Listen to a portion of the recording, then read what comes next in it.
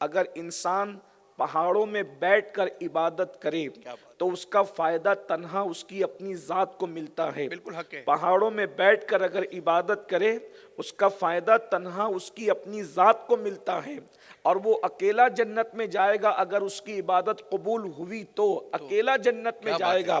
لیکن جو بندہ علم کی خدمت کرتا ہے، جو بندہ دین کی خدمت کرتا ہے، وہ اکیلا جنت میں نہیں جائے گا اور اس کی ذات کو اکیلے فائدہ نہیں پہنچتا. اس کی وجہ یہ ہے پہاڑ میں بیٹھنے والا جس دن مر گیا اس کی عبادت ختم ہو گئی. علم کی طرف توجہ کریں، میں آپ کی طرف توجہ چاہتا ہوں. بہت خوبصورت بات آ گئی ہے، اور انٹرنیٹ پر جو بھائی بہنیں سن رہے وہ بھی توجہ فرمائیں. غار میں بیٹھ کر عبادت کرنے والا اگر مر گیا اسی وقت اس کی عبادت ختم، عبادت کا ثواب ختم. لیکن اگر کسی نے علم کی خدمت کی، دین کی خدمت کی، مثال کے طور پر اس نے 4 حافظ بنا دیے، حافظ بنانے والا مر گیا لیکن اس غار کے عابد کی طرح اس کی عبادت ختم نہیں ہوئی. یہ حافظ جہاں جہاں قرآن پڑھے گا اس کا فائدہ حافظ بنانے والے کو ملتا رہے گا. اور پھر جب یہ 4 حفاظ 400 حفاظ بنائیں گے تو ان 4 کو جس نے حافظ بنایا تھا 400 جو بنائیں گے اس 400 کا ثواب بھی اسی کے نام اعمال میں آئے گا. لیکن ان کی نیکیوں میں کوئی کمی نہیں ہوگی. وہ 400 4000 بنائیں گے، اللہ اکبر، تو اس کا ثواب بھی اسی کو ملے گا جس نے 4 سے 400 اور 400 سے 4000، یعنی چراغ سے جتنے چراغ جلتے جائیں گے اس کا اجر پہلا چراغ جلانے والے کو ملے گا. اسی لیے تو ہم کہتے ہیں کہ ثواب میں نبی کے برابر کوئی نہیں ہو سکتا. اس کی وجہ یہ ہے کہ صدیق اکبر کو مسلمان میرے نبی نے بنایا، فاروق اعظم کو مسلمان میرے نبی نے بنایا، عثمان غنی کو مسلمان میرے نبی نے بنایا، علی مرتضیٰ کو ایمان کی دولت میرے نبی نے دی. اب قیامت تک دین صحابہ کے ذریعے جتنا آگے بڑھتا جائے گا ہر کلمہ پڑھنے والے کا ثواب مصطفیٰ ناجان رحمت کے نام اعمال کی طرف لوٹتا رہے گا. کیا بات ہے، سبحان اللہ. جو جتنے بھی سجدے زمین پہ ہو رہے ہیں سب کے سجدے میں کمی کیے بغیر ہر سجدے کا اجر جو ہے وہ مصطفیٰ جان رحمت کی طرف لوٹ رہا ہے. بے شک بے شک بے شک بے شک، حق ہے حق ہے صاحب. اسی لیے عمل میں بھی کوئی نبی کے برابر نہیں ہو سکتا. یہ دین اور علم کی خدمت ہے. اسی لیے میرے آقا فرماتے ہیں جو علم کی وجہ سے، جس نے علم کی خدمت کی اور علم کی وجہ سے جو دین کا کام کرتا ہے، علم کا کام کرتا ہے، وہ علم کی وجہ سے ہمیشہ زندہ رہتا ہے. آج امام غزالی کا نام کیوں لیا جاتا ہے؟ علم کی وجہ سے. بے شک. امام بخاری کا نام کیوں لیا جاتا ہے؟ علم کی وجہ سے. امام مسلم کا نام کیوں لیا جاتا ہے؟ علم کی وجہ سے. امام اعظم ابو حنیفہ کا نام کیوں لیا جاتا ہے؟ علم کی وجہ سے. ارے ان کی نسلیں ہیں یا نہیں ہے یہ 2 نمبر کی بات ہے. نسلوں سے وہ نہیں پہچانے جاتے، وہ اپنے علمی کارناموں کی وجہ سے. کیا بات ہے، سبحان اللہ سبحان اللہ سبحان اللہ. اس لیے علم کتنی بڑی، علم کبھی مرتا نہیں اور علم والا بھی کبھی مرتا نہیں. بے شک اس بے شک. لیے علم کتنی قیمتی چیز ہے. قرآن مقدس کہتا ہے هل يستوي الذين يعلمون والذين لا يعلمون. علم والے اور بغیر علم والے دونوں برابر نہیں ہو سکتے.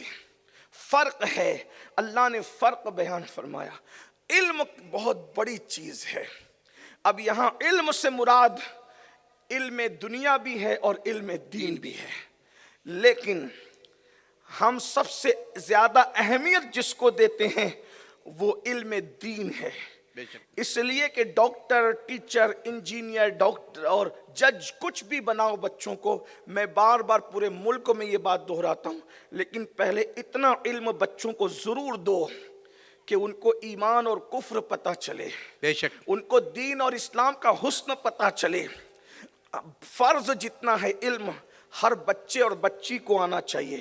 اور کیا ہی بہتر ہوتا کہ کم سے کم خاندان کا ایک بچہ عالم دین بنتا، خاندان کا ایک بچہ حافظ قرآن بنتا، خاندان کی ہر بچی عالمہ اور قاریہ بنتی، اس کی وجہ یہ ہے کہ کسی بہت بڑے مفکر نے کہا تھا مرد جب دین پڑھتا ہے تو دین جو ہے وہ گھر تک رہتا ہے، لیکن جب عورت دین پڑھتی ہے تو دین مکمل خاندان تک رہتا ہے، نسلوں تک دین منتقل ہوتا ہے۔ میرے پیارے آقا صلی اللہ علیہ وآلہ وسلم کے پیارے دیوانوں، میں آپ کے سامنے کچھ باتیں رکھنا چاہتا ہوں۔ اس سے پہلے ایک چھوٹی سی تمہید میں ایک بات مجھے یاد آ رہی ہے۔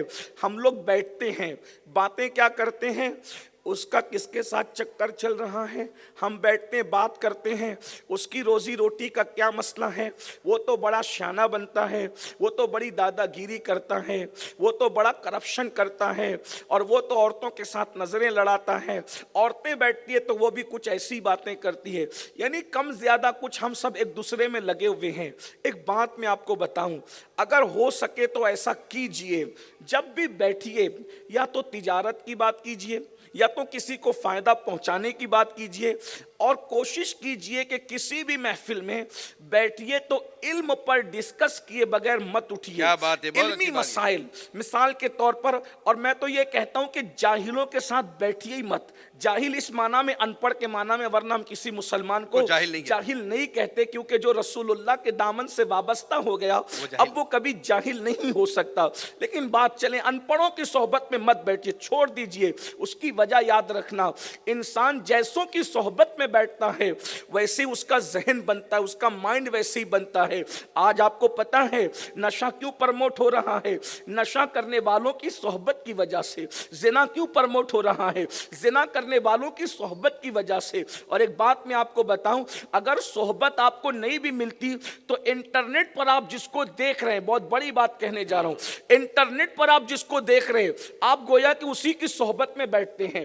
یعنی اگر زنا کرنے والوں کی فلمیں آپ دیکھ رہے ہیں تو آپ ان کی صحبت میں بیٹھنے والے ہو، اگر نشہ کرنے والوں کو دیکھ رہے ہو تو گویا آپ ان کی صحبت ان کی صحبت میں بیٹھنے والے ہو۔ اسی طرح اگر علماء کو دیکھ رہے ہو تو گویا آپ ان کی صحبت میں بیٹھنے والے ہو۔ یاد رکھنا اچھی طرح سے، اور پھر یہ بھی یاد رکھیے دنیا میں جو جس کے ساتھ اٹھے گا بیٹھے گا وہ قیامت کے دن اسی کے ساتھ اٹھایا جائے گا۔ اب آپ کو یہ منظور نہیں کہ آپ کسی عالم دین کے ساتھ اٹھیں، کسی اللہ والے کے ساتھ اٹھیں۔ ذرا سوچئے تو صحیح، صحبت بگاڑتی بھی ہے، صحبت بناتی بھی ہے۔ تو کوشش کیجئے علم والوں کے ساتھ، اور علم والوں میں بھی ان کے ساتھ بیٹھیے جو علمی مسائل پر ڈسکس کرتے ہیں۔ اگر آپ نے یہ ماحول کریٹ کیا، نہیں کرنا ہمیں کسی کے بارے میں بات، اس کا کرتا چھوٹا، اس کی آنکھ چھوٹی، اس کی یہ سب غیبت کر کے ہمیں زنا سے بدتر کام نہیں کرنا۔ الغیبت اشد من الزنا۔